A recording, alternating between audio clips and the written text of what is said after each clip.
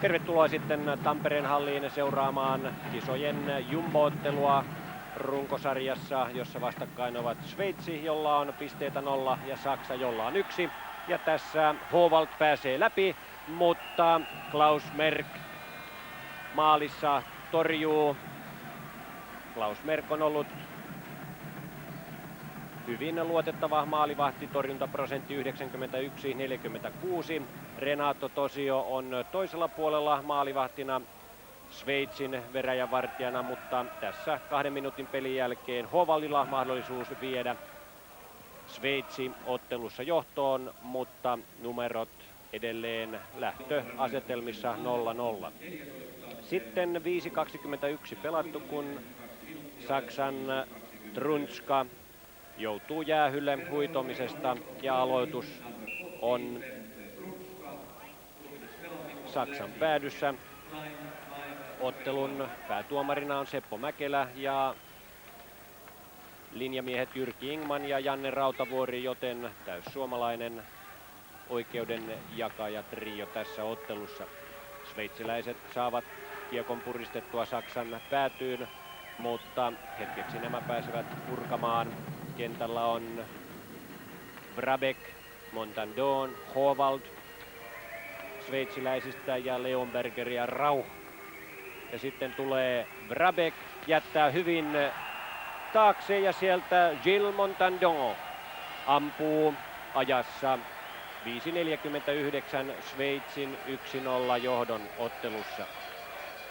Rauch ja Vrabek merkitään syöttäjiksi ja Montandon viimeistelee sveitsiläiset 1-0 johtoon. Näin Virus Lindberg ja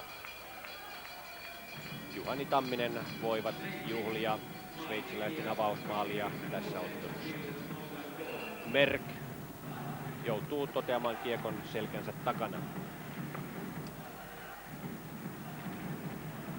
Ja nyt tulee sitten Eberle, jättää hyvin Lytille. Ottelua pelattu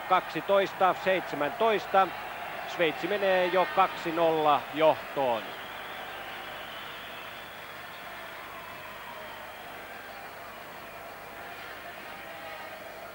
Saksalaiset eivät koko ensierässä ole oikein saaneet otetta peliin. Sveitsiläisillä on muutama hyvä järjestelmällinen hyökkäys ollut ja tuossa mainio Eberlen valelaukaus ja siirto sivuun, jossa Lyti on valmis vastaanottamaan kiekon, ja kun Merck heittäytyy kyljelleen, niin sinne takaylänurkkaan Lyti työntää kiekon. Tällä hetkellä istuu sitten Sveitsin Honegger 2 minuuttista koukkaamisesta. Köp saksalaisista pyörittää joukkueensa pakkopeliä. Draisaitl tunkeutuu. Sitten Brandl oli maalin takana kiekon kanssa. Sitten Köp. Schmidt, puolustaja Schmidt pääsee työntämään kiekon tuonne maalin suulle, mutta Renato Tosio torjuu vuoren varmasti sveitsiläismaalissa. Ja Sveitsin joukkuekin on jälleen täysilukuinen ja tuosta ei takaiskua tule, joten Sveitsi voittaa ensimmäisen erän 2-0. Ja se on lähellä ottaa nyt sitten pisteitä täällä Tampereella. Siirto Turkuun.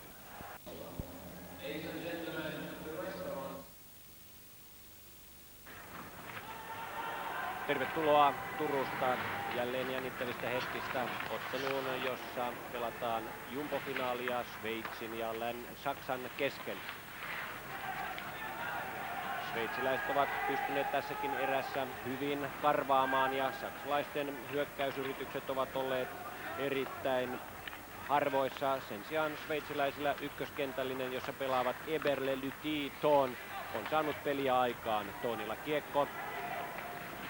Balmer, puolustaja Balmer myös mukana. Sitten Thon antaa Eberlelle. Eberle tulee siihen maalin suulle ja pomauttaa ensin tolppaan, mutta reboundin mies ottaa hanakasti itselleen ja Jörg Eberle siirtää Sveitsin 3-0 johtoon, kun 25-35 on pelikellossa. Runsaat 5 minuuttia pelattu toista erää ja sveitsiläiset vankistavat johtoaan. 3. maali Eberlelle tässä turnauksessa. Tampereen hallissa on molempien joukkueiden uskolliset kannattajat.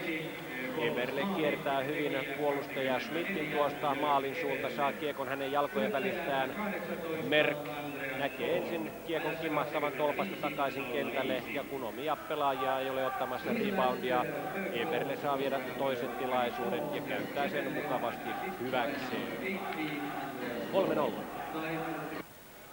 Nyt on molemmilla joukkueilla sitten 2 pelaajaa jäähuaitiolle, ja kohta sieltä pääsee Sveitsin Leuenberger sisään.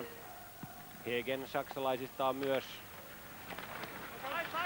jäähuaitiossa, mutta Sveitsi tulee hetken kuluttua täysilukuiseksi, kun tässä Werner pääsee karkuun ja Palmer kaataa hänet. Sveitsin joukkue tuli juuri täysilukuiseksi tuossa tilanteessa, ja päätuomari Seppo Mäkelä ristii kädet sinne päänsä yläpuolelle, joka merkitsee, että tästä tuomitaan rangaistuslaukaus, ja tilannehan täyttää kaikilta osiltaan nuo 5 kohtaa, jotka rangaistuslaukaus edellyttää. Werner on yli puolikentän ja on menossa karkuun, kun Samuel Balmer koukkaa miehen jään pintaan. Kiekko aloituspisteessä, ja Raimund Hilger tulee aitiosta ulos suorittamaan rangaistuslaukausta. Sveitsin maalissa Renato Tosio, joka on pelannut kisat erinomaisesti. Hilger käy yhden kerran kiertämässä ja lähtee sitten vauhtiin. Erinomainen torjunta Tosiolta. Renato Tosio näyttää jälleen, että hän on maailmanluokan maalivahti, ja saksalaiset eivät saa tästä tilanteesta kavennusta. Sveitsi johtaa edelleen numeroin 3-0. Hilger kiertää kyllä hyvin siihen maaliluukulle, ja Tosio on jo maassa jäissä, mutta Hilger ei saa pientä mustaa limppua sitten mailalavallaan nostetuksi tuonne ylös, jossa olisi ollut vapaata tilaa. 90,42 Renato Tosion torjuntaprosentti. Vaikka Sveitsin maaliin on limppu läjähtänyt näissä kisoissa jo 24 kertaa, niin silti Tosio on ollut hyvin mukana kaikissa maalipaikoissa. Nyt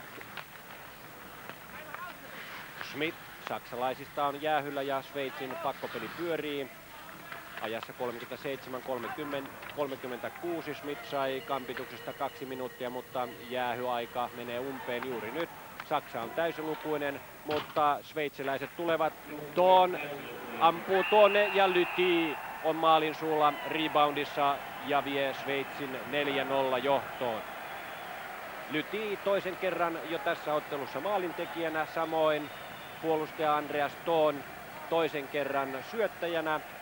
Lytillä 2 maalia, 2 syöttöpistettä ja yhteissaldo 4 pinnaa näistä kisoista. Siinä Thonin laukaus, jonka Merk torjuu eteensä, ja jälleen ovat saksalaispuolustajat harhateillä. Wagner tässä tapauksessa päästää Lytiin reboundiin ja peli 4-0. Vain muutama sekunti jäljellä tätä toista erää, 39-42 Lytiin toisen maalin aika tässä ottelussa, sveitsiläisten 4-0 johto. Sveitsi on hallinnut selkeästi tätä ottelua. Saksalaisilla on ollut suuria vaikeuksia murtaa Sveitsin puolustus, ja kun loppusummeri soi, pelinumerot toisen erän jälkeen täällä Tampereella sveitsiläisten johto 4-0, ja näyttää siltä, että Sveitsi ohittaa Saksan tilastossa, jos vielä kolmannen erän jaksaa pitää johtoon. Siirto Turkuun. Seuraamaan kolmannen erän tapahtumia Tampereella. Bertakia piti kiekkoa tuolla oman maalinsa takana. Sveitsiläiset tulevat hyvin.